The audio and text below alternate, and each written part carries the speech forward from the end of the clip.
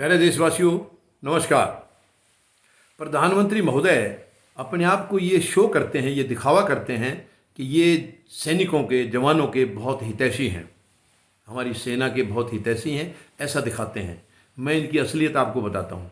ये सेना के हितैषी नहीं है, जवानों के हितैषी नहीं है। ये इन्होंने कौन सा ऐसा काम किया है अभी तक, सिवाय एक नाटक करने के, जो कि दीपावली ये सैनिकों के बीच में जाकर मनाते हैं। ये एक नाटक हर साल करते हैं। इसके अलावा सैनिकों को क्या दिया इन्होंने, मैं आपको, यानी जितने पे कमीशन होते हैं हमारे, अभी 7th पे कमीशन इनके टाइम में आया है।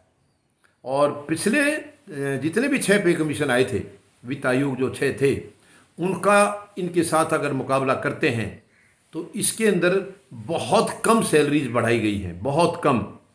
और इसके बावजूद उसमें जो कमियां थी, जो सिफारिशें हुई हैं, दोबारा से जो कमेटियां बैठ करके उसको दोबारा से पूरा रिव्यू किया गया है, उनको इन्होंने बढ़ाने के लिए जो जो कुछ एग्री किए थे वो आज तक नहीं हुआ है, आज तक नहीं हुआ है।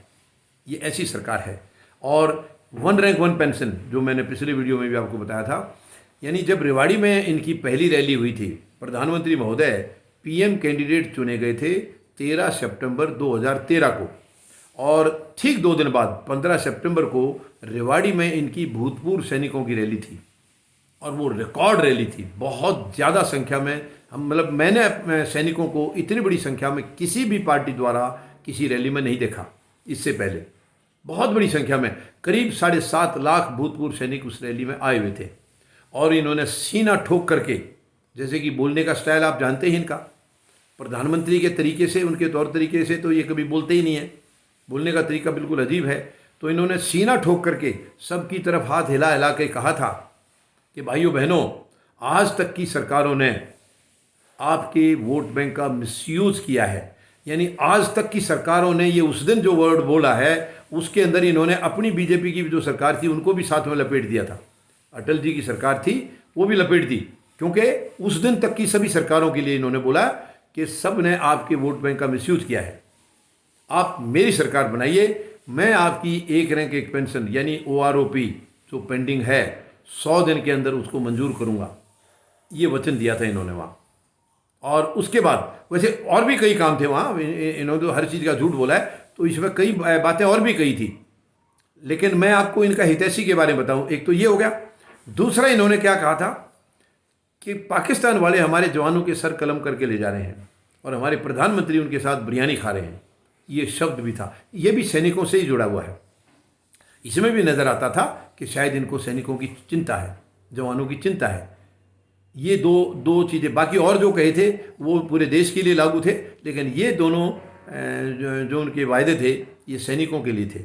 और इन दोनों की धज्जियाँ उड़ी हैं। इन्होंने कहा था कि हम 1 सर के बदले 10 सर लेके आएंगे, लेकिन जब से इनकी सरकार आई है पहले से कहीं ज़्यादा शहीदियाँ हो रही हैं। पूरा देश जानता है, पूरा देश जानता है, पूरी दुनिया जानती है कि वहाँ उग्रवाद जो घटनाएं हैं जिसमें हमारे सुरक्षा बल शहीद हो रहे हैं, पहले से कहीं ज़्यादा हो रहे हैं। तो कहाँ गया वो वायदा 1 सर के बदले 10 सर लाने वाला, वो भूल गए।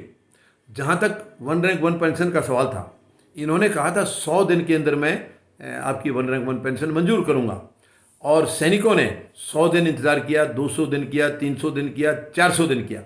400 दिन इंतज़ार करने के बाद कोई एक्शन नहीं, तो फिर कई सारी चिट्ठियाँ लिखी गई इनको, सरकार ने कोई जवाब नहीं दिया।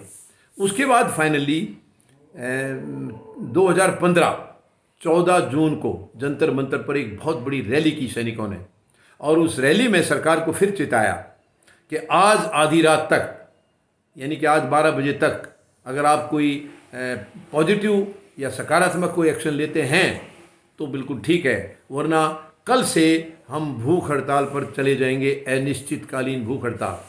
तो सरकार, क्योंकि इनको तो करना ही कुछ नहीं था, देना ही नहीं था, तो सरकार ने कोई बिल्कुल चुप रही। और अगले दिन से 15 जून 2015 से सैनिक जंतर मंतर पर हड़ताल पर बैठ गए, अनिश्चितकालीन हड़ताल पर, जो कि बीच में ग्रीन ट्राइब्यूनल की वजह से वो परमानेंट वहाँ बैठना जो था वो तो हटवा दिया गया था। लेकिन उसके बावजूद भी सैनिक आज भी 2-3 घंटे के लिए जंतर मंतर पर आते हैं और वहाँ हड़ताल करके अपना प्रदर्शन करके चले जाते हैं, यानी कि आज भी वो जारी है। इस बीच में इन्होंने, जब बिहार के चुनाव आए थे पिछले वाले, इससे पहले वाले, उस टाइम इन्होंने एक रंग एक पेंशन दी है, मगर वो पूरी तरह से नहीं दी है। सही मायने में जो सैंक्शन थी, दो बार पार्लियामेंट से सैंक्शन थी, कोश्यारी कमेटी से सैंक्शन थी, वो नहीं दी, उसको मंजूर नहीं किया। और उसके बाद से उसको कराने के लिए आज तक सैनिक वहाँ पर बैठे हैं, आज तक। यानी आप लगाइए, ये सरकार पूरा अपना टेन्योर पूरा करके दोबारा 2.5 साल हो गए हैं और आज तक सैनिक बैठे हैं। ये कह रहे हैं ना दिवाली मनाने जाते हैं, तो आज तक इन्होंने सैनिकों का कोई ध्यान नहीं किया है।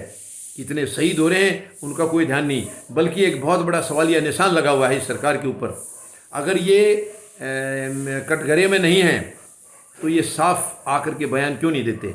यानी जो पुलवामा में 14 फरवरी 2019 को हमारे 44 जवान शहीद हुए थे, उसका सरकार ने आज तक कुछ नहीं बताया कि वो साजिश कैसे हुई, वो गाड़ी कैसे आई, कहाँ से आई, और वो RDX कैसे पहुंच गया वहाँ तक, बिना चेकिंग के कैसे चला गया। वो एक बहुत बड़ी साजिश है, जिसके अंदर देखिए साजिश होगी तो सरकार का कहीं ना कहीं उसके अंदर हाथ होता है। अगर हाथ नहीं है तो सरकार को बयान देना चाहिए, सरकार को सामने आकर के बताना चाहिए, सफाई देनी चाहिए, सच्चाई क्या है वो बतानी चाहिए। सरकार ने आज तक सच्चाई नहीं बताई, तो ये संदेह के घेरे में है, सरकार उसमें भी संदेह के घेरे में है। तो ये कहाँ से जवानों के हित में है। प्रधानमंत्री महोदय केवल नाटक करते हैं। दीपावली जवानों के साथ मनाने से जवानों के दुख दूर नहीं हो जाते हैं, उनके कष्ट दूर नहीं हो जाते हैं। आप जाएंगे, वो तो जैसे भी हैं, उनको तो जो प्रधानमंत्री देश का आएगा या कोई भी और सीनियर अफसर आएगा तो उनको तो उनकी सेवा करनी है, लेकिन आपने उनको कुछ नहीं दिया है। केवल अपनी दुकानदारी को मजबूत रखने के लिए, अपनी दुकानदारी को इंटैक्ट रखने के लिए आप ये नाटक करते हैं। क्योंकि देश में एक मैसेज है, जवान तो जानते हैं लेकिन जवान बोलते नहीं हैं, क्योंकि यूनिफॉर्म में हमारी एक अनुशासन में आती है कि हम कभी सरकार के खिलाफ आवाज़ नहीं उठाते हैं, और यही सोचते हैं कि सरकार शायद खुद ब खुद हमारा पूरा हित देखेगी, खुद ब खुद हमारी ज़रूरतों का, हमारी परेशानियों का संज्ञान लेगी और उनको दूर करेंगी। लेकिन नहीं, ये सरकार उनमें से नहीं है, ये संज्ञान लेने वाली सरकार नहीं है।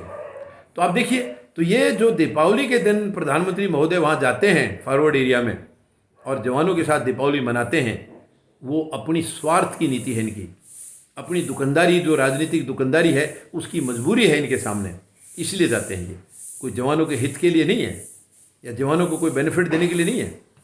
ये मैं बिल्कुल ईमानदारी से बता रहा हूँ आपको, सच्चाई है ये। और इसके अलावा जब और इससे ज़्यादा की ज़रूरत है, ज़्यादा कष्ट फिर भी रहते हैं, तो फिर ये भगवान के चरणों में जाकर के मत्था टेकते हैं। अरे भगवान के चरणों में मत्था वहाँ जाकर टेकने क्यों, तो भगवान तो 24 घंटे हमारे अंदर ही हैं और हर इंसान में भगवान है। आप जिसको तड़फा रहे हैं उसमें भगवान है, तो आप भगवान को तो तड़फा रहे हो, तो भगवान आपकी कैसे मदद करेंगे बताइए। तो ये देखिए, बड़ी मतलब नाटक जो है ना, ये हर बार में हर काम में नाटक करते हैं, इवेंट बनाते हैं। शर्म की बात है, ये बड़ी दुख की बात है कि हमें ऐसा प्रधानमंत्री मिला है जो हर चीज़ में नाटकबाजी करते हैं, हर चीज़ में झूठ बोलते हैं, हर चीज़ में सौदेबाजी करते हैं और बेवकूफ़ बनाते हैं देश को। काम नहीं करना, केवल बेवकूफ़ बनाना है। और बहुत सारे काम इनके इस 7.25 साल में इन्होंने जितना दर्द दिया है देश को, उनको कब तक दोहराएं, कब तक गाएं उनको। हम केवल दर्द दिया है और आज भी उसी में लगे हुए हैं ये। यानी इतना समय ये जो दे रहे हैं साजिशों में, जैसे किसान का आंदोलन है, उनको कैसे तोड़ना है, किसानों को कैसे उठाना है और बाकी देशवासियों को कैसे कैसे साजिश करके उनको पीड़ाएं देनी है, केवल इसी में इनका समय जाता है। काश ये समय इन्होंने काम करने में लगाया होता तो सचमुच देश में 4 चांद लग गए होते, मगर ऐसा नहीं है। और अगर ऐसा इन्होंने किया होता तो इनको बार बार कहीं भगवान के चरणों में जाने की जरूरत नहीं होती, भगवान तो वहीं हाजिर हैं। आपने अगर जनता को सुख दिया होता तो हर जनता में, हर आदमी के अंदर भगवान है, तो भगवान तो आपके साथ वहीं 24 घंटे आपके साथ थे, मगर आपने ऐसा नहीं किया। अब भगवान आपका कोई साथ देने वाले नहीं है। आप जो है ना, अब एक्सपोज हो चुके हैं, आपकी सच्चाई पूरा देश जान चुका है। अब आप ये ड्रामाबाजी बंद करिए, अपना सामान पैक करिए, क्योंकि अब समय नज़दीक है, आपको बेदखल करने का देशवासियों ने फैसला कर लिया है। धन्यवाद। जय जवान, जय किसान, जय हिंद।